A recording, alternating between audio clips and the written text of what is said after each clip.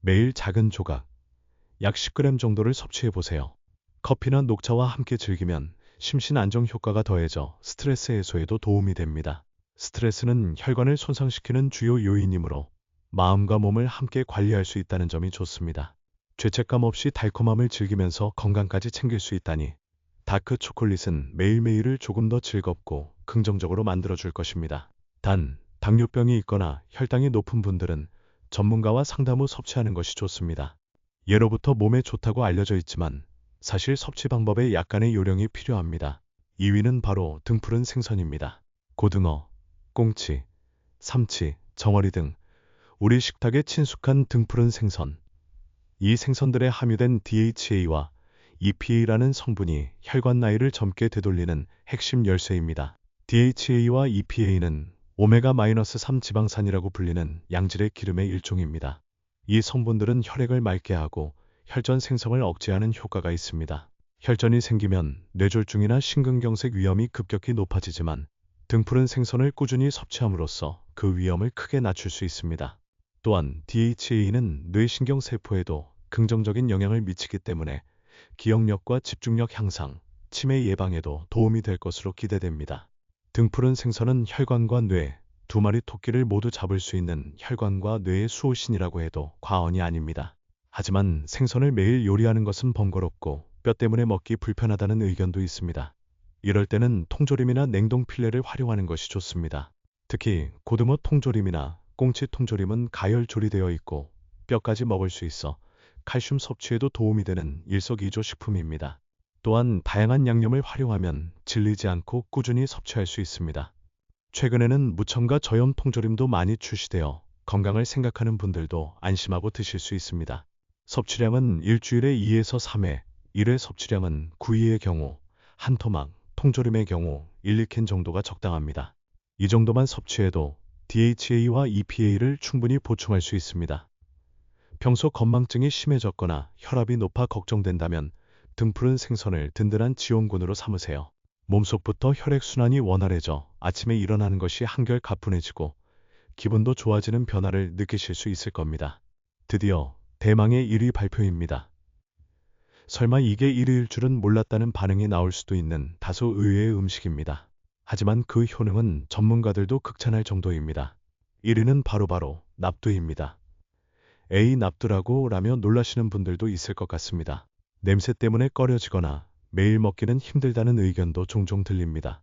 하지만 이 납두야말로 혈관 나이를 젊게 되돌리는 최강의 조력자입니다. 납두의 가장 큰 매력은 바로 그 끈적끈적한 실에 들어있는 납두키나제라는 효소입니다. 납두키나제는 혈액을 굳지 않게 하는 작용을 하여 혈전 예방에 탁월한 효과가 있다고 알려져 있습니다. 즉, 납두를 섭취함으로써 뇌졸중이나 심근경색처럼 생명과 직결되는 질병의 위험을 크게 낮출 수 있다는 것입니다. 게다가 납두키나제는 섭취 후 곧바로 작용하기 시작하여 약 8에서 12시간 동안 혈액을 맑게 유지해 준다고 하니 놀라울 따름입니다. 특히 저녁에 납두를 섭취하면 수면 중 혈액이 끈적해지는 것을 예방하는 데 도움이 됩니다. 또한 납두에는 비타민 K라는 영양소가 풍부하게 함유되어 있어 혈관이 석회화되어 딱딱해지는 것을 막고 탄력 있는 혈관을 유지하도록 돕습니다. 게다가 장 건강을 돕는 유익균과 식이섬유도 풍부합니다. 장이 건강해지면 혈액의 질도 개선되어 전신 건강에 긍정적인 영향을 미칩니다.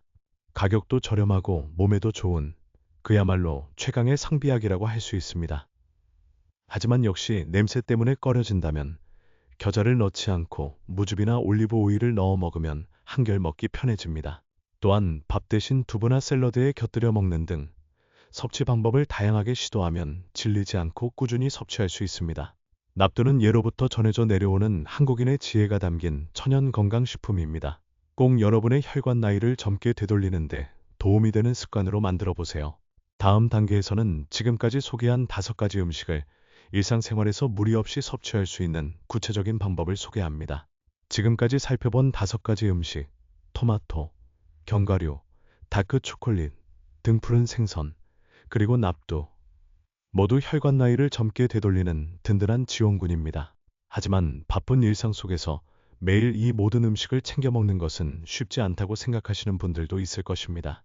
그래서 이번에는 이 식재료들을 무리 없이 그리고 즐겁게 일상에 예를 들어 월요일에는 아침에 토마토 주스를 마시고, 화요일에는 간식으로 견과류 시바를 먹고, 수요일에는 저녁 식사로 고등어 통조림을 활용한 요리를 먹고, 목요일에는 다크 초콜릿 한 조각을 먹고, 금요일에는 저녁에 납두를 먹는 식으로 요일별로 식재료를 분배해 보는 것입니다. 이렇게 하면 질리지 않고 꾸준히 섭취할 수 있습니다. 다음으로 중요한 것은 눈에 잘 띄는 곳에 두는 것입니다. 견과류나 초콜릿은 밀폐 용기에 담아 거실에 두고, 토마토 주스나 납두는 냉장고에서 꺼내기 쉬운 위치에 둡니다. 이렇게 하면 잊지 않고 챙겨 먹게 되어 자연스럽게 습관이 됩니다. 또한 매일 먹는 음식에 혈관 건강에 좋은 음식을 한 가지씩 더한다는 생각도 도움이 됩니다. 예를 들어 평소 먹는 된장찌개에 잘게 썬 토마토를 넣거나, 샐러드에 견과류를 토핑하거나, 납두를 밥 대신 두부에 올려 먹는 등 작은 노력들이 큰 차이를 만들어냅니다.